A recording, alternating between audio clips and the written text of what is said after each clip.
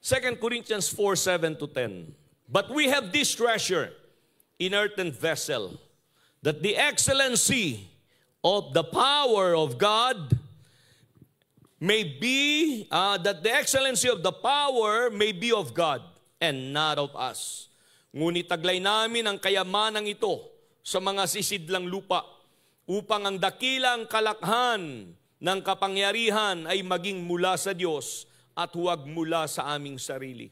We are troubled on every side, yet not distressed. We are perplexed, but not in despair. Sa magkabi-kabila, nangagigipit kami. Gayon may hindi kami nangaginagpis. Nangagtitilihan kami. Gayon may hindi nangawawalan ng pag-asa.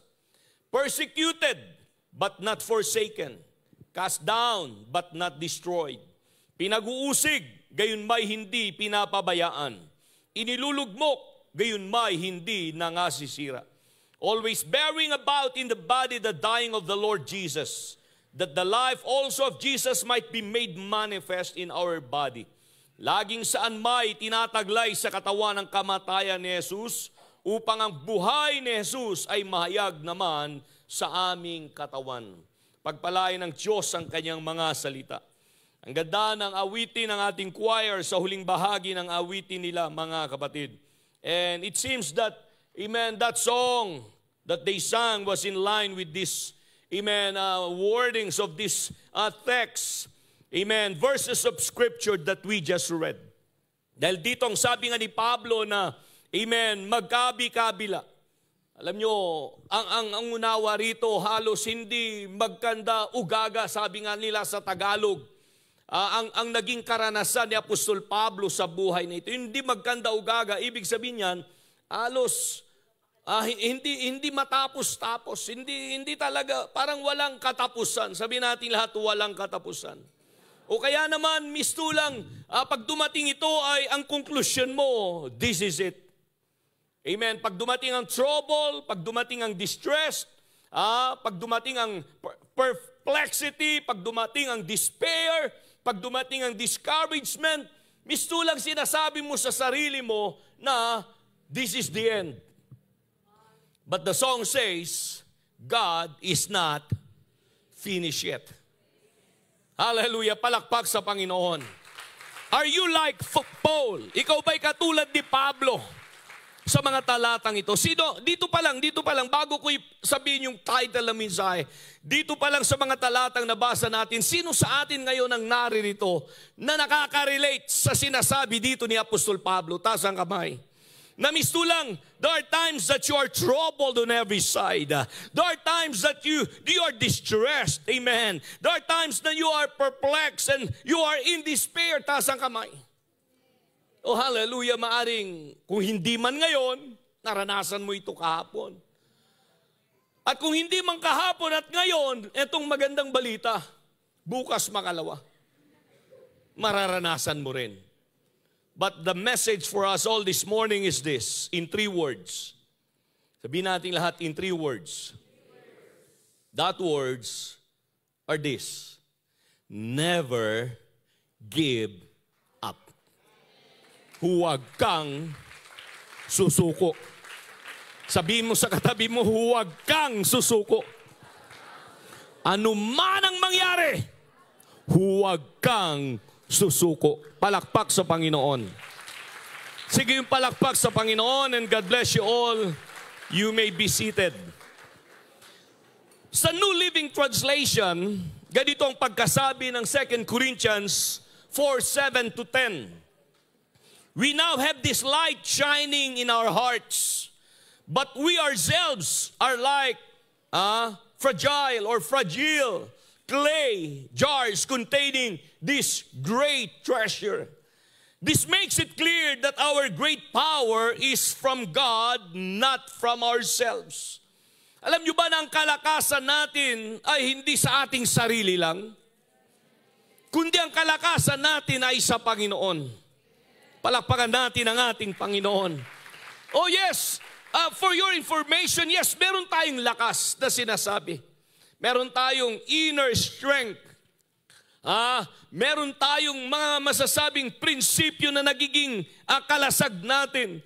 Meron tayong mga convictions na nagiging mistulang sandalan natin. Meron tayong sariling mga pananaw sa buhay na minsan ito'y nagiging tinatayuan natin.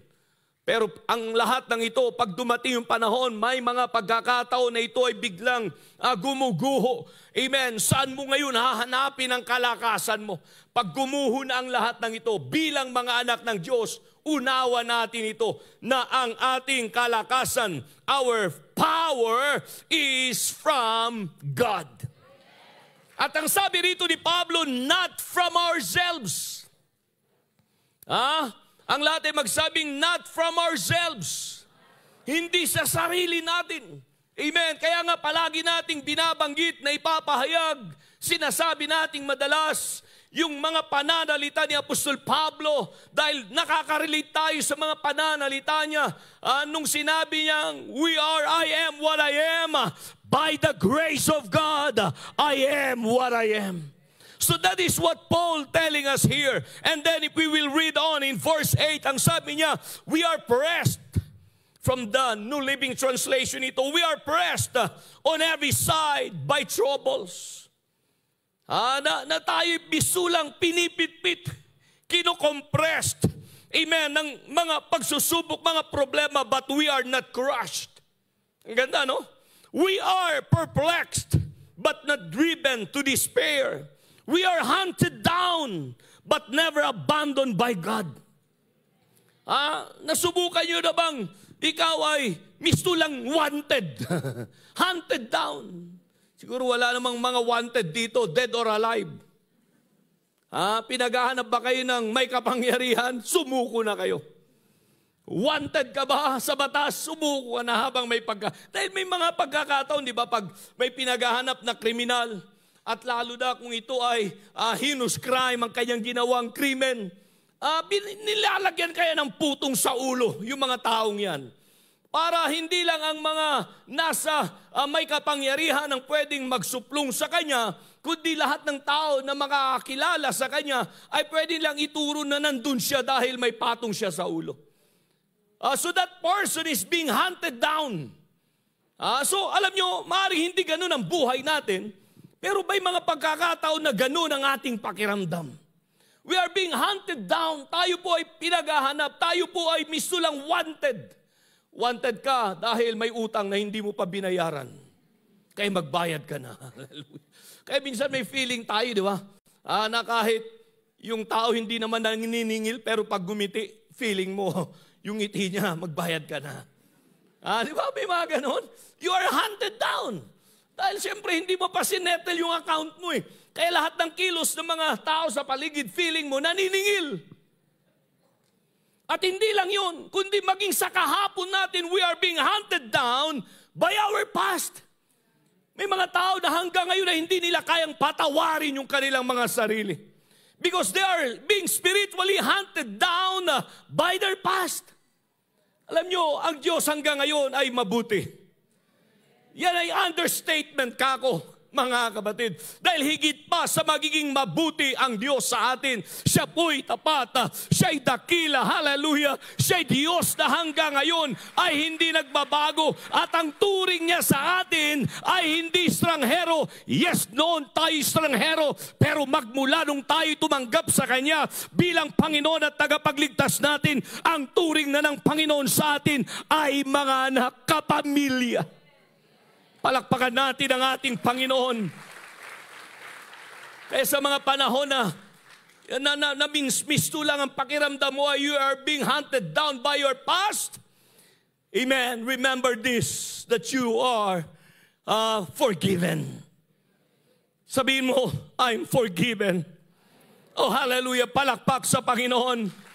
At dahil ikaw ay napatawad na sa kahapon mo, once na ito'y inihingi mo ng kapatawaran sa Panginoon, ang sabi ni Pablo rito, we are hunted down but never abandoned by God.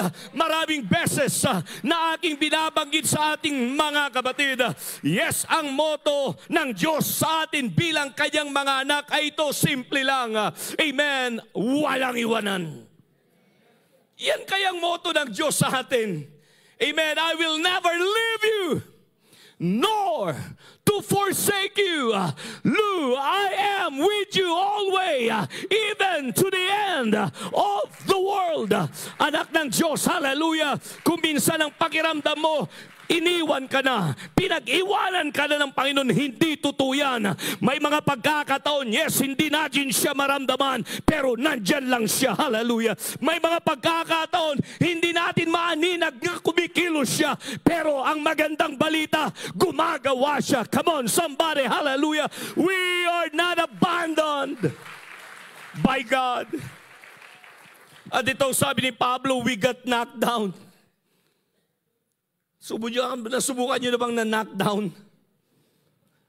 Siguro ito ay applicable sa mga boksingero. But we are not destroyed. Hallelujah, palakpak sa Panginoon.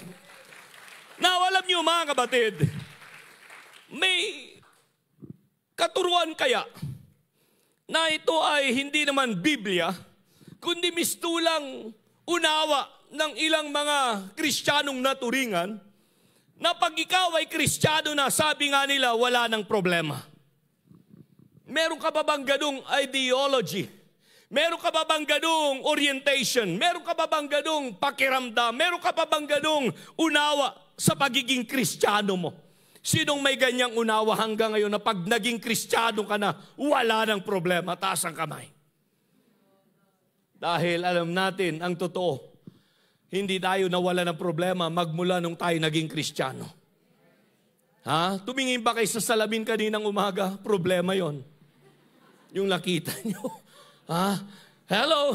Yung katabi mo kaya? May problema yan. Hindi ko sinasabing problema mo yan. Pero may problema rin yan ang katulad mo. So, ang totoo doon ay yung kabaliktaran. Ang lahat ay magsabing amen. Actually, it's a false notion. It's a wrong theology na sinasabi nga natin na yung sinasabi nila na pag Kristiyano ka na ay wala ng problema. But the truth of the matter is this, you still have problems, you still have needs, you still have trials, you still have tribulations. Come on now, hallelujah. But the good news, Jesus said, amen, from the book of John, the word of God says, eto mga kapatid, greater is He that is in us than he that is in this world. Kahit gaano kalaki problema mo, Kristiyano o anak ng Diyos, mas malaki ang Diyos kaysa sa problema mo. Kahit gaano kabigat yung pangangailangan mo, anak ng Diyos, mas bigatin ang mga pangako ng Diyos sa atin bilang kanyang mga anak. Palakpakan mo ang ating Panginoon. Oh, hallelujah! Yes, becoming a child of God doesn't exempt us from adversities and misfortunes. Hindi tayo exempted. Kaya kung hanggang ngayon ay ganun pa rin ang unawa natin, hindi tayo exempted. Actually, sabi nga ng Proverbs 24 verse 10, if thou faint in the day of adversity, thy strength is what? Small. Kung ikaw ay manglulupaypay sa kaarawan ng kasakunaan, ang iyong kalakasan ay munti o maliit. So alam nyo, there are many Christians, professing Christians, and even genuine Christians, if you will. Yes, they begin their walk with God enthusiastically, full of excitement. Halos, nung na-convert ay ayaw niya nang umalis sa simbahan. Di ba may mga ganyan na miyembro o mga naunang mananampalataya? Dito na lang ako, pastor, sa church. Dahil ang ganda kaya ng pakiramdam ko pag nandito ako sa simbahan. Mistulang wala akong problema. May ganyan ba kayong pakiramdam pag nandito kayo sa loob ng simbahan? Taas ang kamay. Yan bang pakiramdam nyo ngayon? Taas ang kamay. Totoo, di ba? Aywan ko lang. Pero pastor, parang hindi. Dahil umalis nga ako sa problema. Yung katabi ko may... Kaya lumilipat-lipat ako ng upuan eh. Pero alam niyo itong totoo eh. Pag narito ka sa bahay-sambahan ng Panginoon, at ang mind mo ay nakafocus sa Diyos, ang puso mo ay nasa pagpupuri, at punong-puno ng pagpapasalamat sa Panginoon, lahat ng pasanin mo, lahat ng problema mo ay mistulang naglalaho. Can you relate with that? Oh yes! Sino ang hindi nakaka-relate sa ganung karanasan? Taas ang kamay. Oh, yung nakaka-relate ng ganung karanasan, taas ang kamay. Oh yes, yan ang dahilan. Yan ang nagtutulak sa atin kung bakit katulad ni David ay sinasabi natin, oh hallelujah, let us go into the house of the Lord. Yes, anong sabi doon ni David? I was glad when they said unto me, let us go into the house of the Lord. Bakit? Because in the house of the Lord there is peace. In the house of the Lord there is joy. In the house of the Lord, come on now, hallelujah.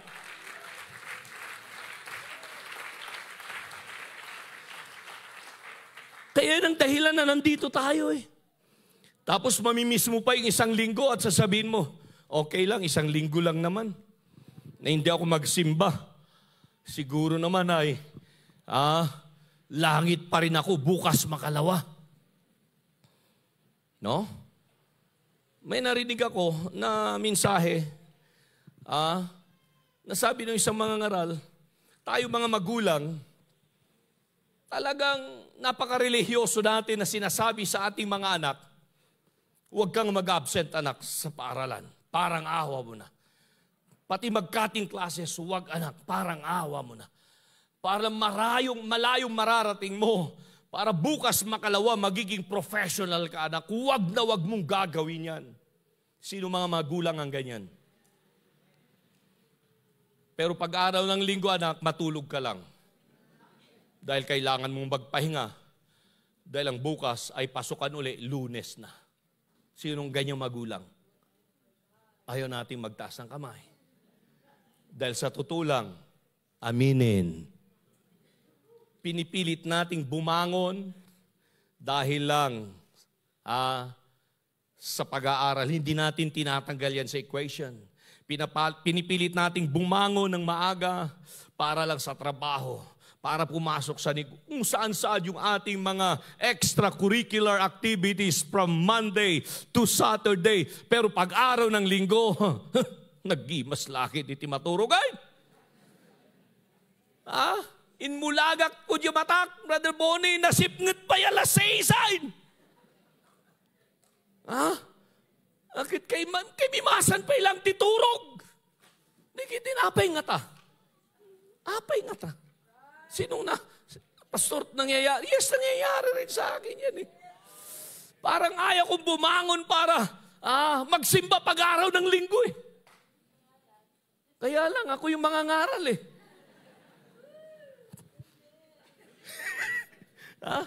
Kaya, sa bagay, nakahanda naman yung mga ngaral natin. Pero may katabi ako doon sa higahan na ako ang yung konsensya. Ay, garaw-garaw kadtan. Kunana kay. Iso nga, gyamanak, tadda konsensya. Kunana tayo mantihap. Amen. Palakpakan tayo mantihapo. Bakit kaya? So, wag sana. Yes, kung meron man tayong dapat bigyan ng pagkakataon, mga kapatid, ay makadalo lagi na sa ganitong gawain. Nasa presensya lagi na at nasa, amen, kalagitnaan lagi na ng ganitong mga pananambahan. Palakpak sa Panginoon. Dahil dito lang kaya, sa totoo lang ito ito, palagi nating sinasabi, pag nandito kayo sa church, pwede ba? I-off nyo muna yung cellphone nyo. Naka-off ba? O gawin nyo ngayon. Mag-post muna ako ng konti. I-off nyo. Baka biglang mag-ring at sasabihin niya, bayad mo. Tayan mo. Awang kami balay mo. Ay tartarayan na nagpeso kung kuna na jay. Makabulan yung utang mo. Amupay baybayatan. Pag nabasa mo yun, habang nangangaral ang pastor dito, may peace of mind ka ba? Wala. Dahil, yung focus mo biglang na-divert. So, yan ang dahilan. Pag nandito tayo, please lang. Sabi mo sa katabi mo, please lang. Wala kang ibang iniisip. Hindi yung trabaho mo bukas, hindi yung aral mo bukas, hindi yung kausap mo sa negosyo bukas, hindi kung sino pa yung kakausapin mo mamaya. Pwede ba nasa ilang oras na nandito tayo, iisang focus natin, at yan ay sambahin, purihin ang Panginoon sa Espiritu at katotohanan. Dahil yan yung moment, sabihin natin lahat, yan yung moment na makakaramdam ka ng totoong kapayapaan. Pastor, ang kapayapaan ko ay pag nandun ako sa Taiwan, welcome home sa mga galing ng mga Taiwan, ng mga Taiwanese. Anong pakiramdam, Sister Remy, sa Taiwan? Kapayapaan? Pagkatapos mong lumapag dito, ay, nagadulaki, nagastos kong kunama. So, ang sarap kaya.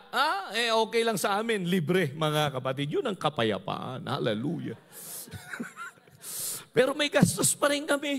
So, ang ibig sabihin, wala talaga kahit saan. Sabi nga ni Sister Vicky, welcome home Sister Vicky. Paminsan-minsan lang natin nakikita ito. Sabi ko, Sister Vicky, kumusta ang Taiwan? Maganda ba?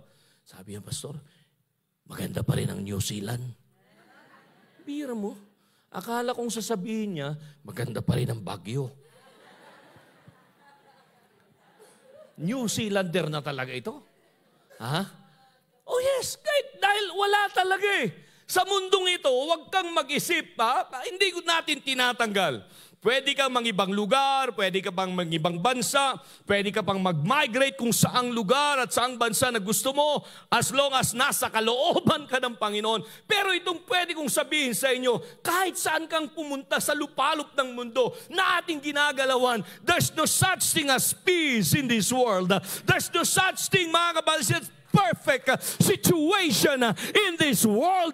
May problema pa rin. May karamdaman pa rin doon. May mga pangangailangan pa rin dito. Pero kung meron mang lugar at dako na makakaramdam ka ng kapayapaan, kaginhawaan, at peace of mind, mga kapatid, na hinahanap natin, it's always in the presence of the Lord.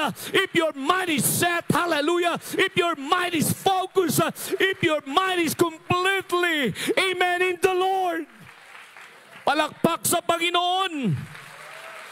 Kaya pag nandito tayo, yun ang gawin natin.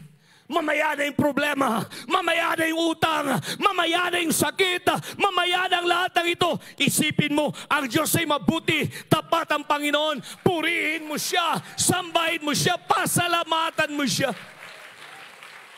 Oh, hallelujah.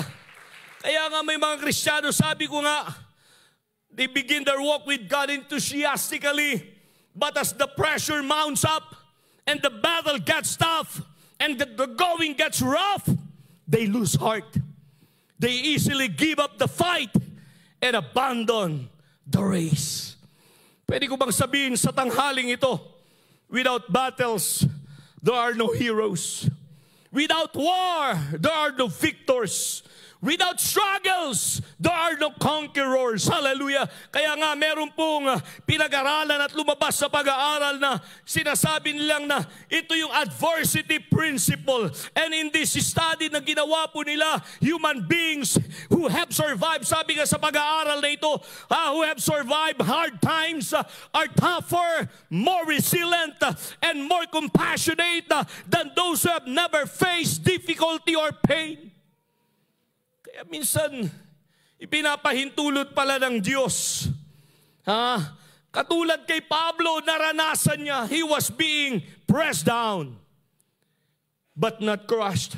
He was being hunted down.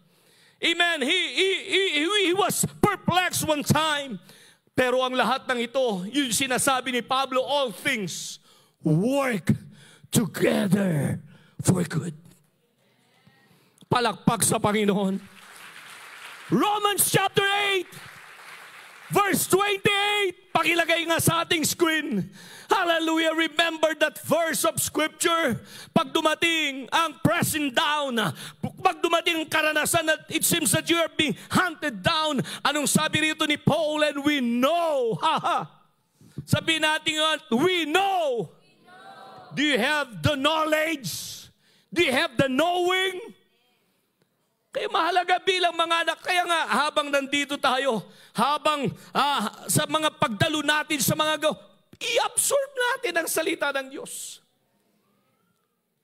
Habang nakaupo kayo dyan, nakikinig ng pangangaral, i-absorb nyo lagi na.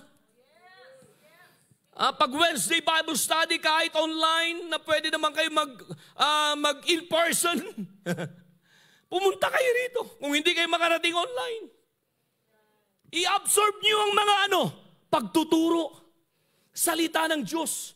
Dahil ito'y nagdaragdag ng unawa at kaalaman. At yan ang sabi ni Pablo, and we know that what? All things work together for good to them that love God. Hallelujah. Minsan humihinto lang tayo doon sa all things work together for good. Period. Pero mga kapatid, ito'y totoo na all things work together for good to those who, what? Those who love God. So huwag kayong huminto doon. Dahil ito'y applicable lang, itong talatang ito sa mga nagmamahal sa Diyos. Sino mga nagmamahal sa Diyos sa tanghaling ito? Talaga ba? Sige, taas nga natin ang ating mga kamay. Amen? Yes! If you love the Lord, all things work together for your own good. And to them, ang sabi rito, who are called according to His purpose. We are called and we are all saved by grace for a purpose, mga kapatid. Kaya yan ang magandang balita. Kaya pag dumating ang mga panahon na yan, oh hallelujah, yes, isipin mo na ito'y kaparaanan ng Diyos upang ikaw ay palaguin, upang ikaw ay palakasin.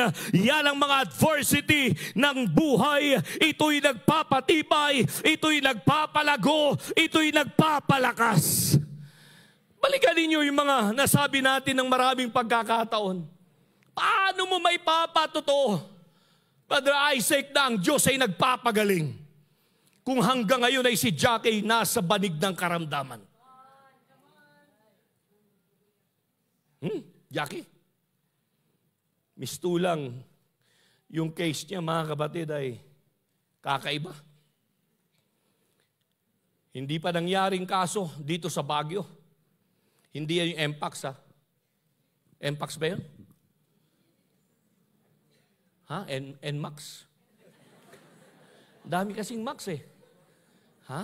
Anong tawag doon? Yung, dito sa Baguio may kaso na raw na kang ganyan. Kaya ano yun? Oh, yun na lang. Dahil baka NMAX eh, o kaya monkeypox. Okay. Hindi yun, iba yun. Pero yung kaso, nung kapatid nating ito, nagkaroon kaya siya ng allergy. Na during that time, hindi nila alam kung paano at bakit nangyari. Nag-deteriorate ang kanyang health. Mistulang, nagbago ang aura ni Jackie. Pinapakita noon ni Isaac, pag pumupunta sa hospital, nagbago na. Nahulog yung loob ni Isaac dahil sa kagandahan ni Jackie. Pero hindi nagbago yung pag-ibig niya at pagmamahal nung nagbago yung aura ni Jackie dahil sa karamdamang ito. At base sa pag-aaral, di ba, lumabas na very strange yung karamdaman niya. First time na ito'y na-encounter ng Baguio General Hospital. At dahil ito'y first time na case, mistulang walang binayaran sa hospital. Mismo ang hospital ang nagbayad. Mismo ang mga doktor, mga kapatid, ang nagsabi hindi na dapat bayaran dahil ito'y ginamit nila na isang case na pwedeng maging basihan ng susunod pa ng mga cases. Nang sinasabi natin, mga kapatid, ito yung panahon na bakit nangyari ito? Dahil paano mo maipatotoo na ang Diyos ay nagpapagaling. Ang Diyos ay Diyos ng mga milagro. Kung hindi tayo dumaraan minsan sa ganitong mga sitwasyon na mistulang, wala ka nang magagawa. Pero sa ganitong mga pagkakataon, nagpapahayag ang Diyos. Hallelujah! Ipinapahintulot niya na ikaw ay mistulang nakatayo na. Amen! Sa bangin ng problema, bangin ng karamdaman, bangin ng pangangailangan at mga pagsusubok upang wala ka ng ibang mahawakan pa kundi ang pangako ng Diyos. At doon lamang na maunawaan mo na ang Diyos pala'y buhay, ang Diyos pala'y totoo, ang salita niya ay buhay, ang salita niya ay totoo. Sa mga pagpapala ay ganun din. Paano natin may papahayag ngayon? Speaking of sasakyan, ngayon, problema na natin talaga ang paradahan. Way back 1980s, isa lang kayang sasakyan dyan. Yung Willys ni Brother Bentres. Na sinakyan namin ng mga elders patungo sa Abbatan. Mistulang mga ninja turtle kami. Pagdating sa Abbatan, mga kapatid, dahil matalang namin ang nakabalot. Bakit, Pastor? Ang Halsima Road noon, mga kapatid, ay higit pa sa ilog. 7 oras bago kami nakarating doon. At sa dami namin na yon, nagkasya kami, mga kapatid, sa Willys. Alam niyo yung Willys? Yung jeep na maliit, na owner type. It's a miracle, Father. Paano kami nagkasya doon? May nakasakay. Siyempre, nandun yung driver. Aywan ko kung Sister Genera ay nandun sa hood kung saan siya nakaupo. Pero siyempre, nasa tabi ng driver dahil yung asawa niya, siya yung driver . So, ganun yun. Pero ngayon, mga kapatid, halos wala na mapaglagyan kayo ng sasakyan. Ang lahat ay magsabing amen. Di ba ang Diyos ay pagpapala? Halos wala na tayo mapaglagyan sa mga pagpapala niya. Pero hindi overnight na dumating sa atin yan. Meron tayong patutuho. Dumating din tayo sa kawalan. Dumating tayo sa mga panahon na hindi natin halos alam kung saan natin kukunin ang ating mga pangangailangan. Pero nagtiwala tayo sa provision ng Panginoon. And now, see what the Lord is doing. Oh, hallelujah! Marami sa inyo rito nagsimula na nangungupahan. Palipat-lipat. Dahil, pagkatapos na mag-down ka, 3 buwan ba yung down? O isa lang? And then, ang susunod na bayaran, 3 buwan, lumipat uli. Dahil naubos na yung down, nagbayad lang ng 1 buwan, lipat uli. Pero ngayon, tignan mo, hallelujah, 2 bahay na, may 3 bahay na, hallelujah, nagtatayo pa yung iba. O bakit tahimik kayo man? Ang sinasabi ko, mabuti ang Diyos. Dati-rati, mga kapatid, walang tumatanggap sa'yo sa trabaho. Pero ngayon, halos hindi mo na alam kung anong trabaho papasukin mo. In demand ka na. Di ba ang Diyos ay mabuti? Sa negosyo ay ganun din. Amen. Dati-rati, mga kapatid, nagsimula ka ng negosyo, bukas, makalawa, naglaho. Ganun ang cycle. Pero nung natutunan mo na ang Diyos ay totoo sa kanyang mga pangako at salita, na pag inuna mo ang Panginoon, uunahin ka rin niya. Kaya naging tapat ka sa pagbibigay mo ng iyong ikapo. Naging tapat ka sa pagbibigay mo ng iyong mga kaloob. Ngayon, mga kapatid, hallelujah, pinagpalang lubos ang iyong negosyo. Dahil ang Diyos ay tapat . Palakpakan natin ang ating Panginoon. Ang sabi nga ng Panginoon, subukin ninyo ako. Yung iba kasing mananampalataya, iba . Sinusubok nila ang Diyos sa ibang kaparaanan. Hindi sa positibong pamamaraan, kundi sa negatibong pamamaraan. Sinasabi na, tignan ko nga kung totoo. Na pag hindi ako nagbigay ng aking ikapo, pag hindi ako nagbigay ng aking offering, pag yung pledge ko, kinalimutan ko na, tignan ko nga kung talagang babagsak yung aming negosyo. Tignan ko nga kung magiging matumal ang aking trabaho. Tignan ko nga kung talagang may bertud dayjay. Tignan ko nga kung talagang may epekto yon. Huwag mo subukin ang Diyos sa ganung paraan. Dahil yung iba, actually, hindi naman intentional yung iba eh. Pero yun ang ginawa nila. How much more? Pag ginawa mo yan intentionally. Kung yung iba nga na, nawagliklan sa isipan nila na hindi sila nakapag-tithes merong epekto kaagad sa trabaho. May epekto kaagad sa pamilya, may epekto kaagad sa negosyo. How much more? Yung mga intentional talaga, na alam nila na pag dumating yung araw ng sahod ay isusubi nila, itatabi kaagad nila yung ikapo para sa Panginoon at saka yung bayad ng kuryente, tubig at bumbay.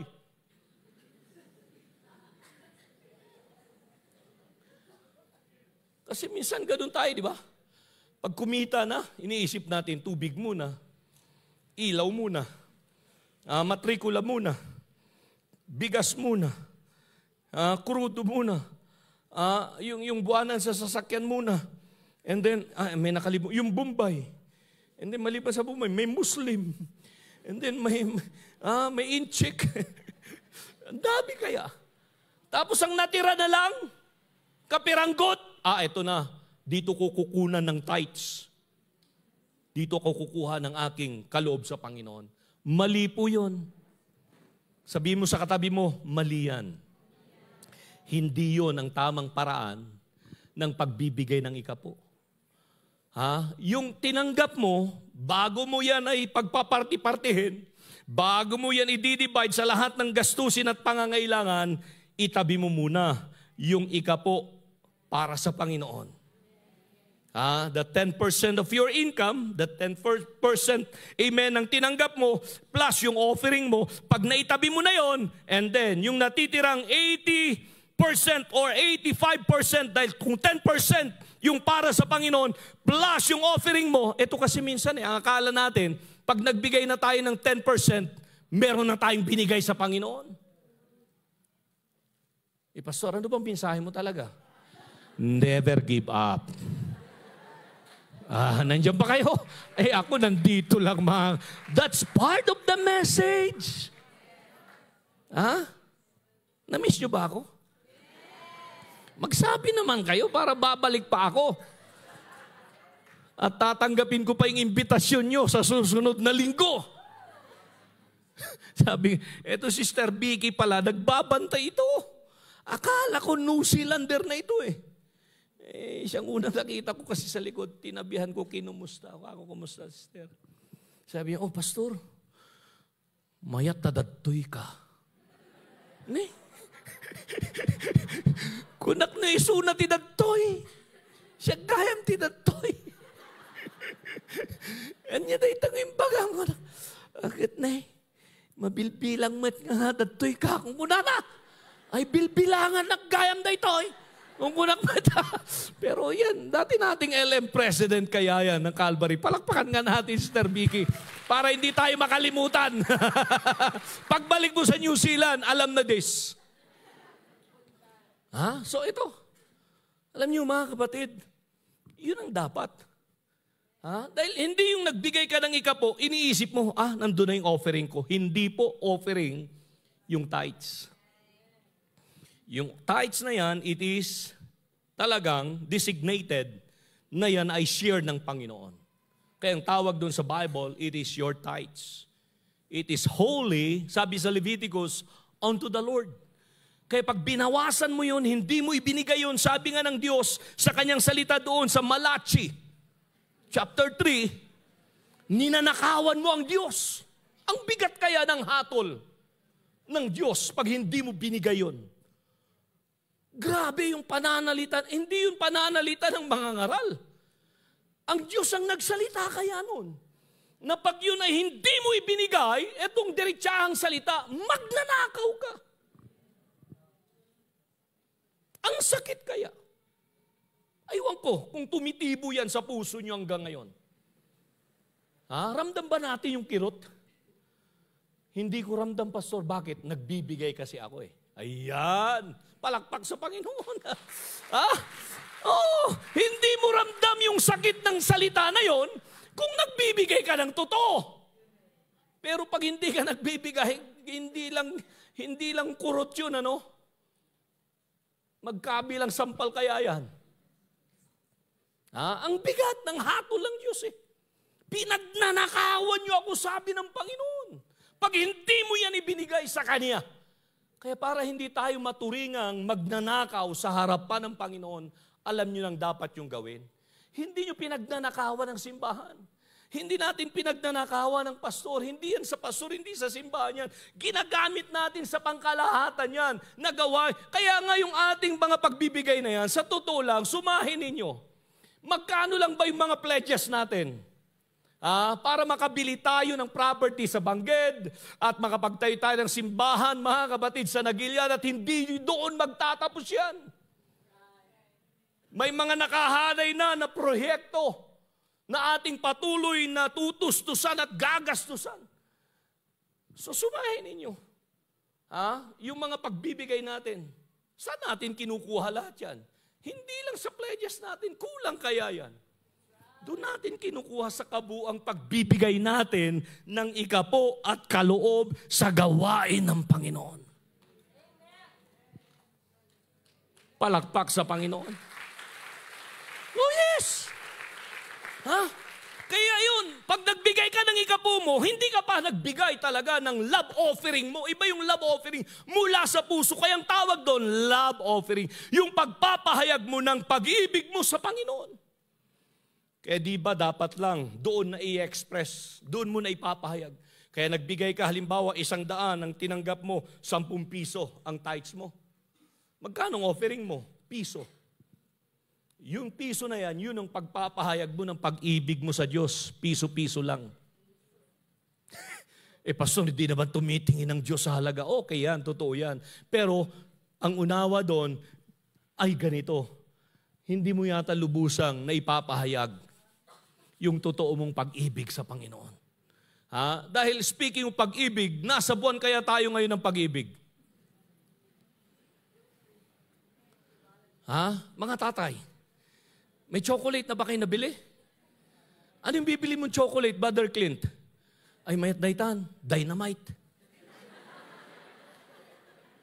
Ay, grabe dayta. Dinamita. Ano ba yung klaseng pag-ibig yan? Hindi sasabog yan. Hindi nyo alam yung dynamite na yan? May chocolate na. May candy pa. Di ba yung dynamite na yan? May chocolate kaya sa loob niyan. 2-in-1. Hallelujah. Ano kaya sasabihin ng misis mo, Brother Clint? Pagdating nung araw na yan, Mrs., Happy Valentine. Ito, para sa'yo. Chocolate. Nasaan chocolate? Nasa loob. Siguro sasabihin sa kanya, nandiyan ba si Mrs. Daskeyo? Nandiyan ba? Nandiyan, sister. Siguro taramidem. Alimunam day tako nam siguro niya.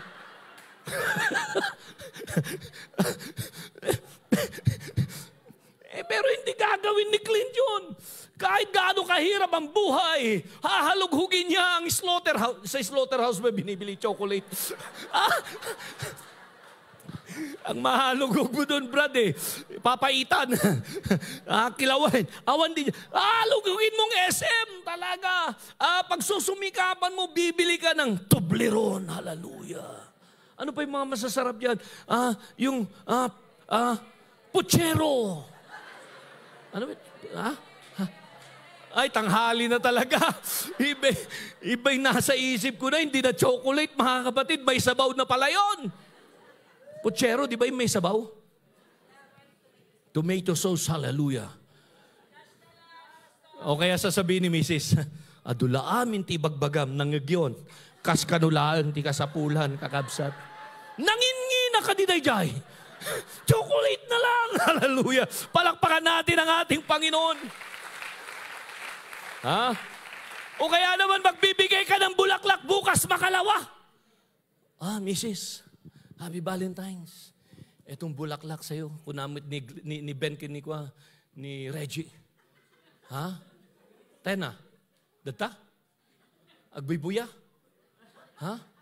O kaya si Tony, sasabihin niya kay Al, Happy Valentine's, Mrs.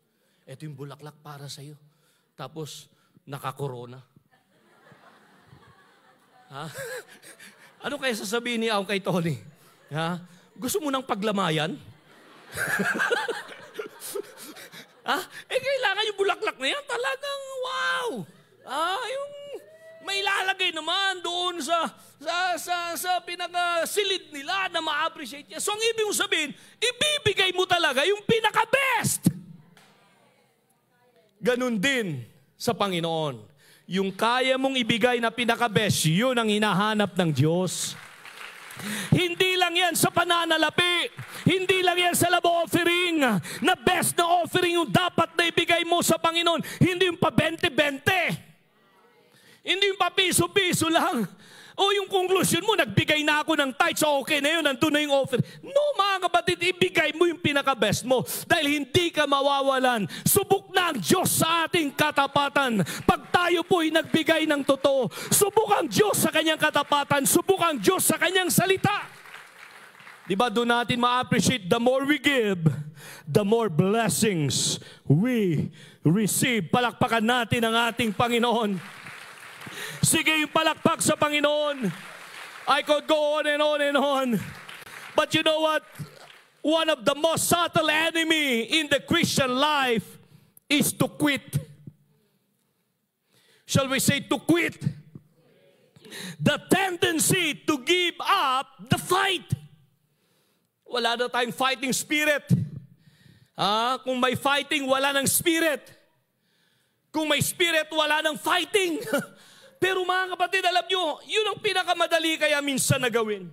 Pag nasa gitna ng problema, pag nasa gitna ng kawalan, pag nasa gitna ng karamdaman, ang iniisip natin, this is my end. Maybe the best thing for me to do now is to just quit.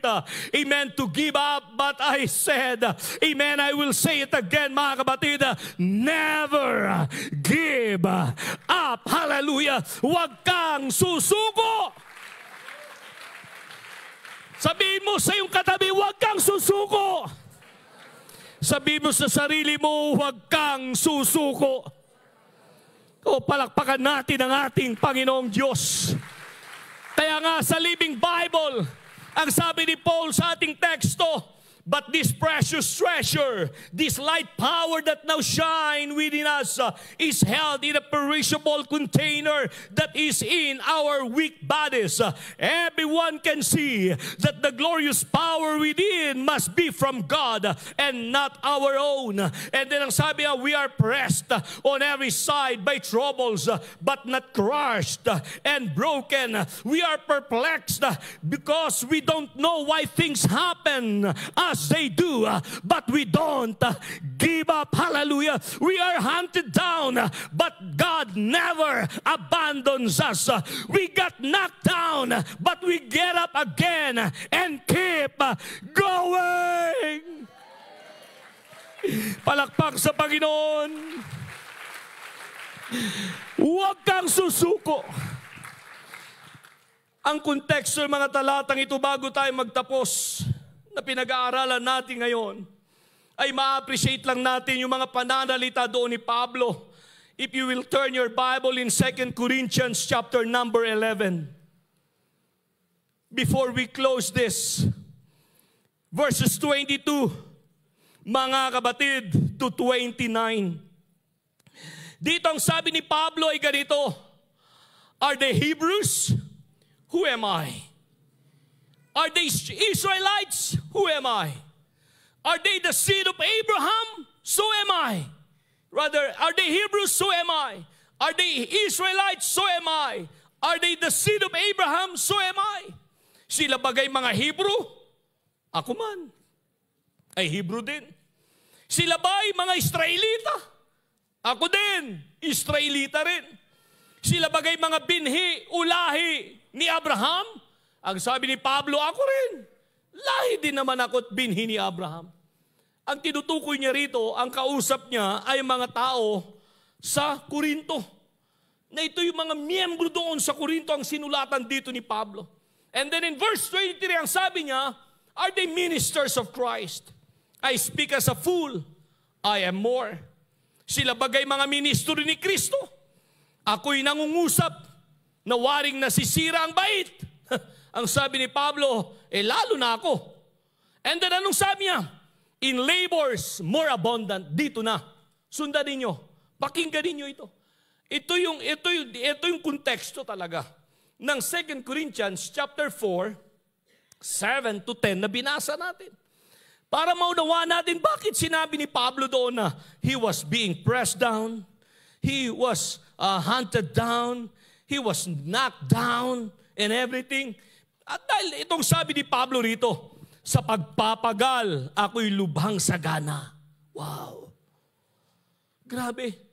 Kung may kasaganaan nararanasan minsan ni Pablo sa pagpapagal, ibig sabihin, yung mga paghihirap. And then ang sabi niya, sa mga bilangguan ay lubhang madalas.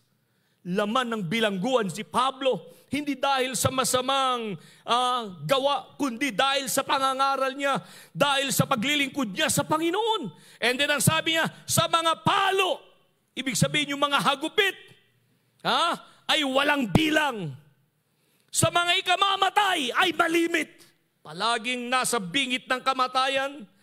Palaging ang katawan niya ay mga kapatid ay bugbog at puno ng latay. And then ang sabi niya sa talatang 24, sa mga Hudyo, makalimang tumanggap ako ng tiga-4 na palo. Bilangin niyo yan. Yung makalimang tumanggap siya ng tiga-4 na palo. Ibig sabihin yan, 5 times 40 na palo. Ilan yan? Kung yun yung unawa natin dito, ilan yan? 100? Ilan? 200 times. Grabe! And then ang sabi niya rito, maikatlong ako'y hinampas ng mga panghampas. Minsan ay binato. Maikatlong ako'y nabagbag. Isang araw at isang gabi na ako'y nasa kalaliman ng dagat. Ano pang sumunod? Ang sabi niya rito, mga kapatid, ay ganito. Sa paglalakbay ay madalas, sa mga kapanganiban, sa mga ilog, sa mga kapanganiban, sa mga tulisan, sa mga kapanganiban sa aking mga kababayan, sa mga kapanganiban sa mga hintel, sa mga kapanganiban sa bayan, at sa mga kapanganiban sa mga ilang. Lahat na lang puno ng panganib ang buhay ni Pablo. Sino sa atin ang makaka-relate ng ganyan? Merong isang kaibigan na dumating sa akin yung balita na kailan lang na disgrasya siya, nabali ang kanyang paa. Sumunod na balita naman, tinakbo sa ospital, nabagok ang ulo.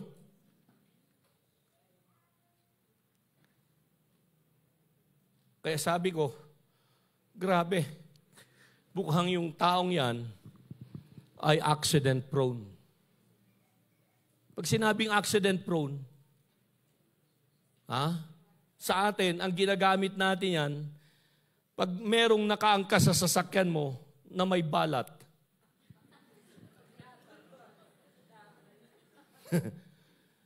manalangin ka na. Kaya ito ang advice ko, bago kayo lalarga, manalangin kayo. Panginoon, kung sino man ang may balat dito, alam mo, Panginoon. Huwag mo nang hanapin kung nasa yung balat na yan. Ang tinutukoy ko yung accident prone kaya. Meron at meron eh. Ang laki kaya ng takot namin nung palipad kami patungong Brunei.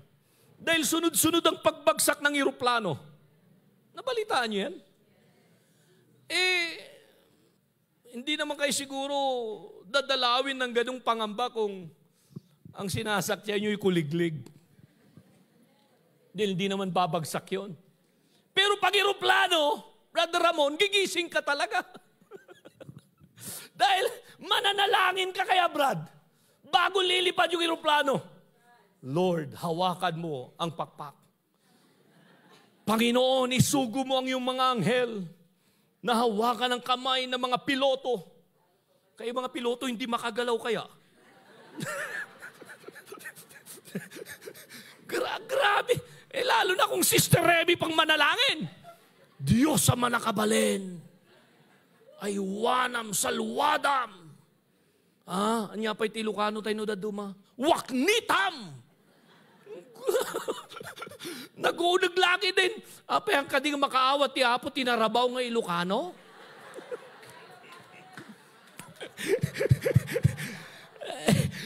Pati ba naman sa panalangin, kailangan mong gamitan pa ng nalapakalalalim na adjectives. O kaya naman King James Version, God, thy will, thus saith. Here. Ano pa yung mga ano? So, yung simple na lang, Brother Julio. Kasla nung kararag ka titaraon, bless this food, Jesus' name, amen. Sa muulan. Di ba minsan, may pagkain na nga lang, kahit paksyatam.